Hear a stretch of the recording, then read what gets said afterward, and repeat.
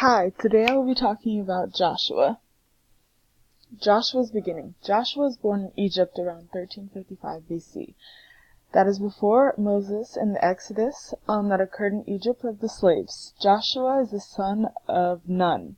His birth name is Hosea. And that actually means Yahweh is salvation. So some people actually think that he is somehow talking about Jesus coming in the future, but through his name. He was born in the tribe of Ephraim. The Exodus of Egypt occurred in 1446 BC.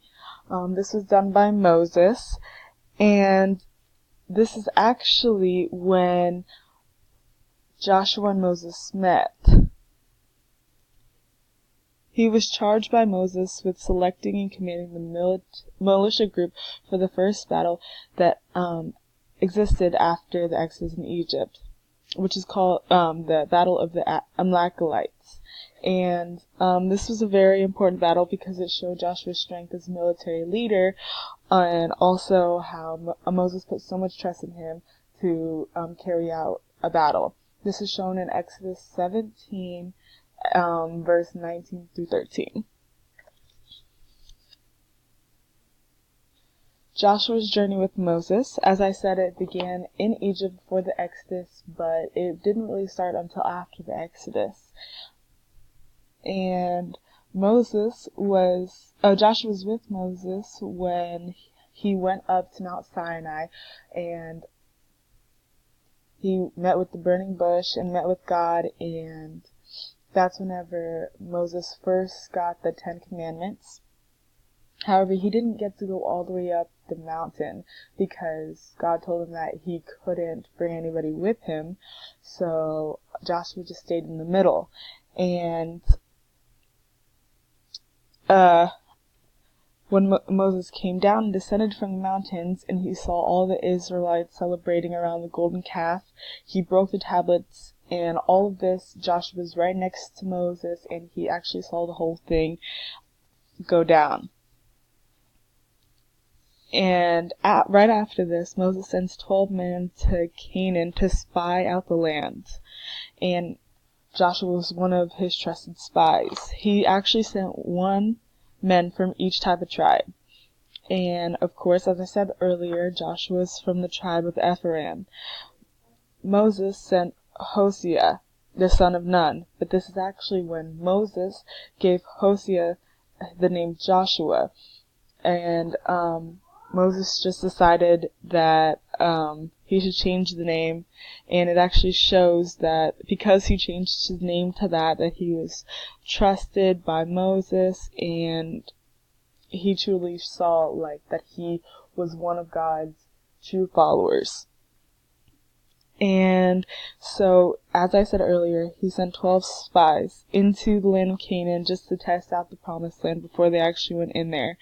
And he sent 12 spies there, but 10 spies came back with terrible, daunting, horrific reports of all the women and men and all that they were doing. They were facing imminent doom, absolutely. But 2 of the spies, Joshua and Caleb, they were faithful, and they returned with good reports and affirmed the covenant of God that God made to Abraham back in Genesis. They said that the land was rich land, and that the nation wouldn't rebel and would not fear the people.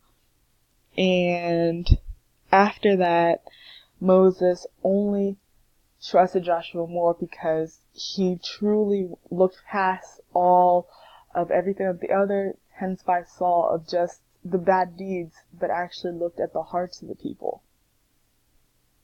So after Moses passed, this is actually where the book of Joshua in the Bible starts. Joshua succeeded Moses as a leader of the Israelites. And when they got to the Jordan River, the rivers parted just like the Red Sea for Moses, and they got to walk through it. And it was kind of a way that God showed that the power of Moses and his great leadership was also passed down through Joshua, and it was just kind of significant in that way. Right after they crossed the Jordan River, they did the Battle of Jericho. This is a famous story that most people know, and the walls of Jericho fell after 7 days. This is because Joshua actually didn't even fight in the battle. He actually just did the passive battle where he prayed to God, asked God how the walls would come down, how he would do it, and God said just to march around the walls for 6 days. And on the 7th day, the priests blared the trumpets, and all the men shouted, and the walls just fell down. This is shown in Joshua 5:13 and Joshua 6 verse 27. And even though it's called a battle, it was honestly a holy war, because everything that went on was because God ultimately did it through his power. Humans did nothing. There's no way that just from shouting that walls could come down, but God, just thinking that, can definitely make the walls come down, and that's what happened.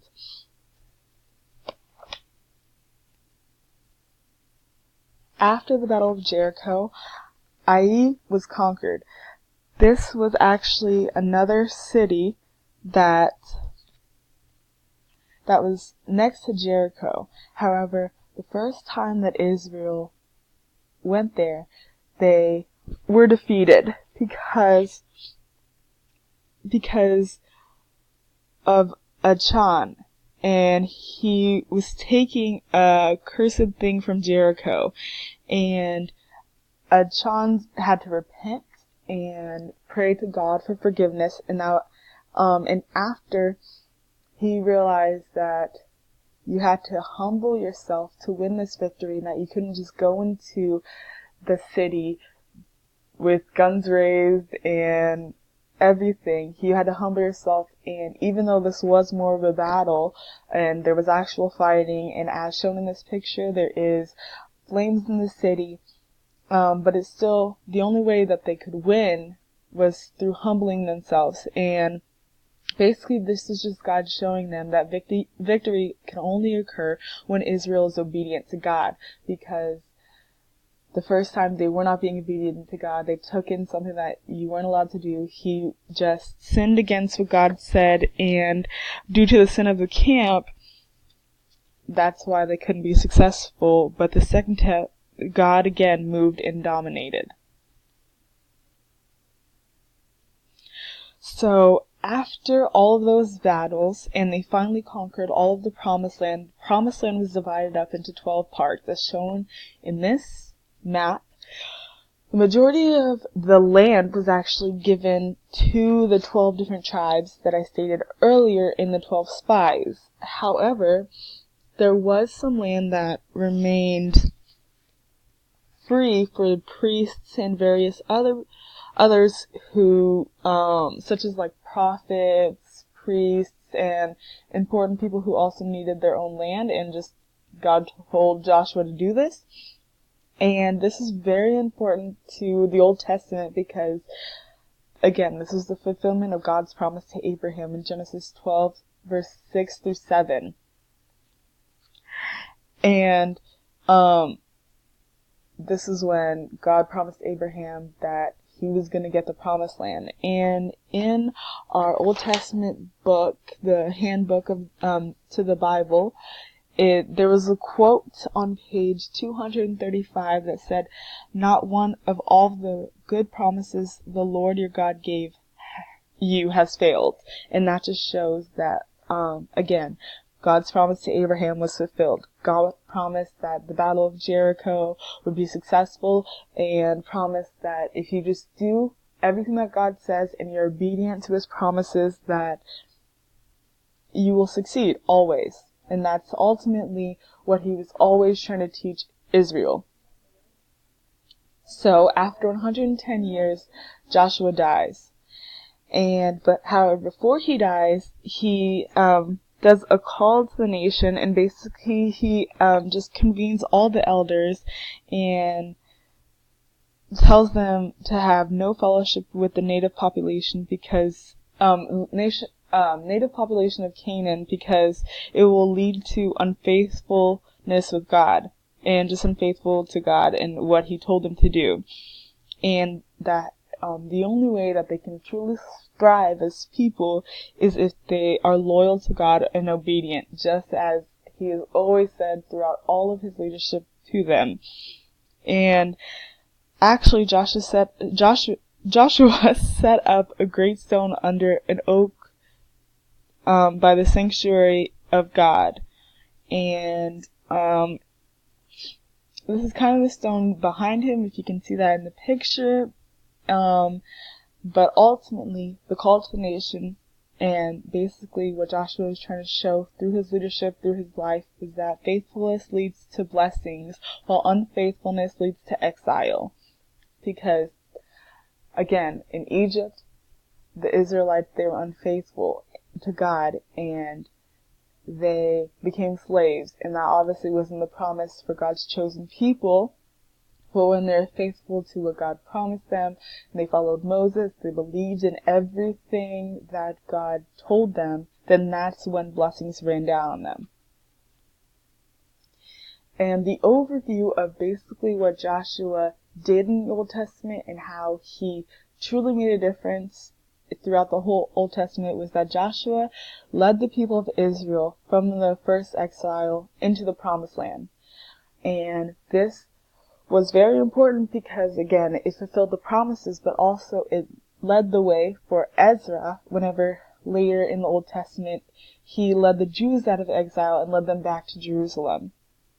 Joshua showed the people that after 40 years of wandering in the wilderness, that God will provide through any hardship. And this is just a common trend throughout the Old Testament that, again, if you believe in God and you trust in him, no matter the hardship that you're facing, he will always be there.